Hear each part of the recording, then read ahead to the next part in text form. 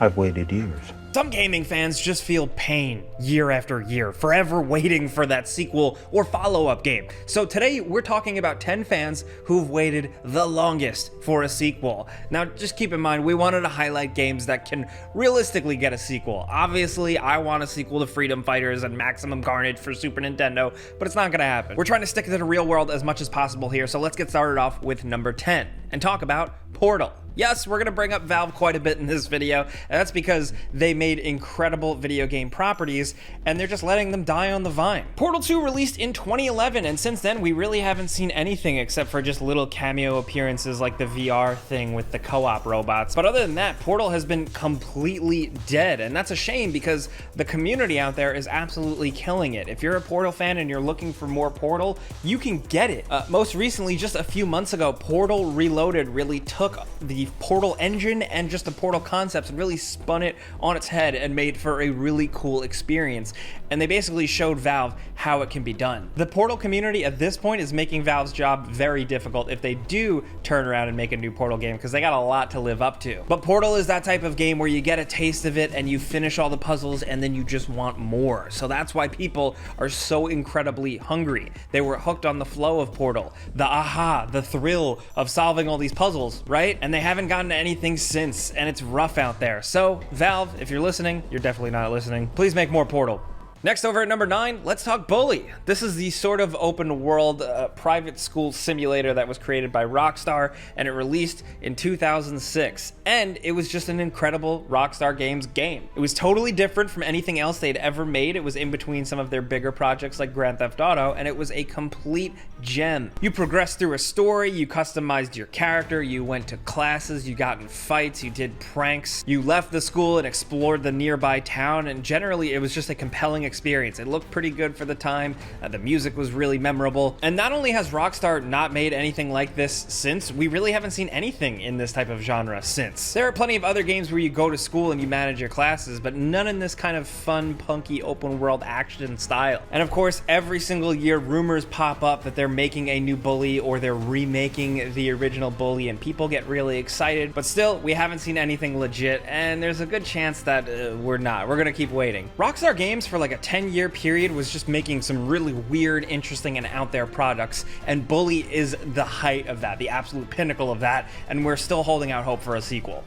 Next, over at number 8, you know we were going to mention this, Splinter Cell. The last Splinter Cell game, Splinter Cell Blacklist, released in 2013, and gameplay-wise, it had a pretty solid foundation. Since then, all we've really gotten is more Tom Clancy games that have nothing really to do with Tom Clancy anymore, and little tiny cameo appearances of Sam Fisher and just the Splinter Cell brand in other games like Ghost Recon and Rainbow Six Siege. Now, don't even get me started on Sam in Siege, because he's barely the Sam Fisher we know, but that's besides the point. The bigger conversation to be had here is that yes, we've been waiting forever for a new Splinter Cell game, but on the flip side, do we really want one? In modern gaming and in modern Ubisoft now in 2021, will they even make the game that fans are really hoping for? You know, will they finally drag out that Splinter Cell brand once again and give us something that's not at all what we were hoping for or looking for or willing to play? Ubisoft games now tend to derive a lot of things from one another, so while we're really excited and hoping for a new Splinter Cell, there's also that risk of it not really being what we want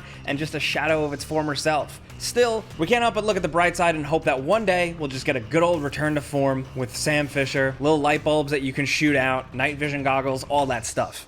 Next, over at number 7, let's talk Silent Hill, or really insert any other Konami property, Metal Gear Solid, Castlevania, but for this time, we're gonna stick with Silent Hill. The last main-ish Silent Hill game was Silent Hill Downpour in 2012, and that one wasn't even really that great. What we're really looking for here is an eventual return to something like the original Silent Hill 1, 2, and 3, or even The Room, which were all just downright incredible games. Fans have been waiting so long for more Silent Hill, but the wait only got even more painful when a few years back, Hideo Kojima released that PT playable teaser for Silent Hills, a new project that ultimately was canceled and never amounted to anything. So Silent Hill fans got a taste, you know, we got a glimpse of something that was potentially on the horizon, exciting new experimentation in the Silent Hill formula and realm, and nothing. At this point, anything that Konami does with the Silent Hill property really just feels like salt in the wound. We do think eventually that they'll come to their senses senses and realize they want to make money again and make a new Silent Hill. We're just hoping it's good, but either way, the wait continues. Now, next over at number 6, let's talk about FZero fans. These people have been waiting a long time for a new game in the storied, futuristic, high-octane racing franchise, and we haven't seen anything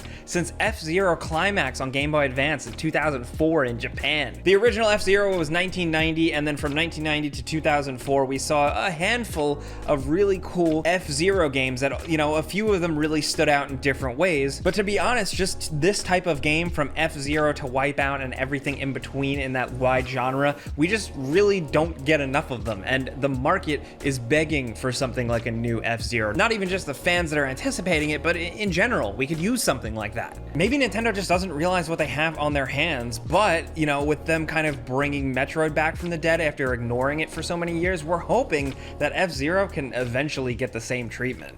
Now, next over at number 5, let's talk Half-Life. You know we were going to mention another Valve game, and Half-Life is the one that always comes to mind when you think about fans waiting forever for the next game. Funnily enough, side note, the prayers actually have been answered, sort of, technically, with Half-Life Alyx that released in 2020. It's downright incredible. Unfortunately, it can only be experienced in VR, so some people can't get their hands on it. But this game that they built for VR that takes place in City 17, and as Alyx, it's kind of like a prequel thing, it really is downright incredible, and really, story-wise and everything, serves as an actual straight-up entry in the Half-Life series. It fills in some blanks, it's really interesting, and also, it's not just kind of like a corny VR showcase game. It is truly built from the ground up as a straight up video game. Now, besides that, we haven't had Half-Life anything since episode 2 of Half-Life 2 in 2007. People were really clamoring for that Half-Life 2 episode 3, but we never got that. We also really never got a Half-Life 3. Apparently there was a project in the works.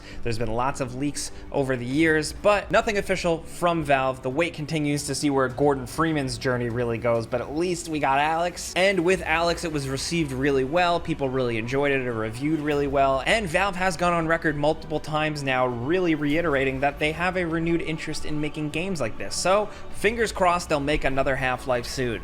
Next over at number 4, let's talk Dragon Age. Now, the last Dragon Age game was Dragon Age Inquisition, and that was released in 2014, which feels like a really long time ago. People absolutely loved it. The fandom behind that game is intense and steadfast, and people were really excited for the presumed Dragon Age 4 that EA announced in 2018, but that announcement seemingly was right when they started working on the project, because even still now in 2021, we barely had even a glimpse of the game. Just a few short teasers here and there, a lot of behind the scenes and making of things, concept art, but nothing truly substantial. So the question is, when are we gonna finally see this thing? Sometimes the danger is when you know something is coming, the expectations you build up in your head, when the thing actually happens, it can never truly meet your expectations because they were set way too high. Is that gonna happen for Dragon Age? Is it because we haven't seen anything? We have nothing really to go on? Who knows? But that dilemma of setting the bar of expectations way too high is definitely going to afflict some other games on this list. You'll see what I mean in a bit.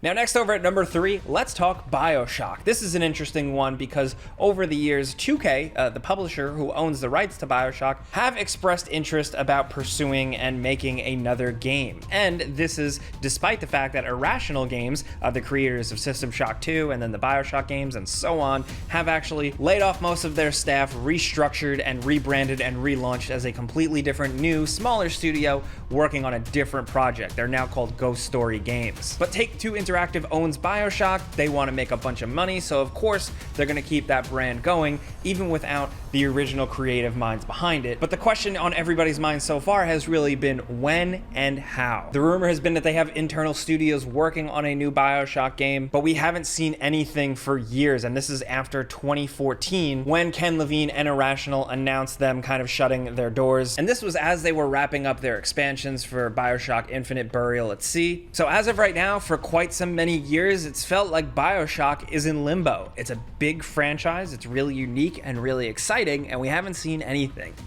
Because now down to number 2, of course, we have the next Elder Scrolls game. We know the Elder Scrolls 6 is a thing. Bethesda announced it. They came out and said, hey, we're gonna make it eventually. It's pretty much in pre-production now. So in layman's terms, that means we're still working on some other stuff. You're not getting this anytime soon, but we wanted to tell you guys because you're driving us crazy. Now, it's worth pointing out that Skyrim, the last Elder Scrolls game, released in 2011, and they are still re-releasing that thing on every console and making a ton of money. And now Bethesda's working on Starfield as their main RPG. So do not expect the next Elder Scrolls in 2022. Do not expect to really see a good glimpse of it until 2023 at least, because that one is going to need to take a lot of time. There is so much riding on that. The follow-up to the mega hit that was Skyrim is going to need a lot of time in the oven if you ask us. So this is another one where it is a painful wait and your expectations are going to go to the moon because we know it's coming, but we just don't know when.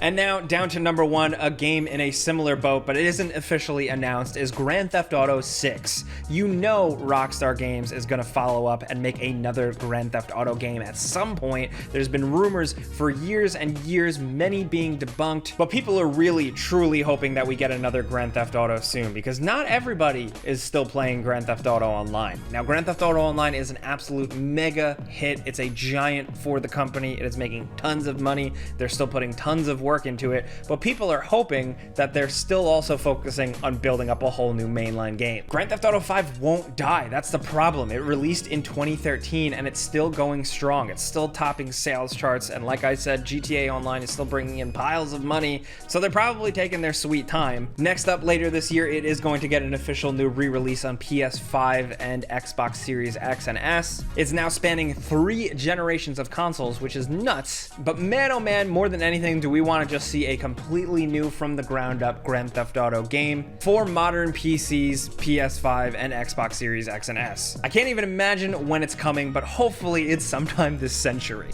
These are some games and some franchises that the wait for a new one has been painfully, agonizingly long for fans. We wanted to just have some fun today and talk smack about some games, so we wanted to hear from you guys in the comments, of course. What series or what follow-up or what sequel are you dying to see, but you just don't know when you're gonna get it? If you have at least one example, we'd love to hear it in the comments. Let us know, because we'd love to make a follow-up to this video with even crazier examples. But if you had fun with us, clicking the like button's all you gotta do. It really helps us out. And if you're new, of course, consider subscribing, hitting that notification bell, because we put out videos every single day. But as always, thanks for watching. We'll see you guys next time.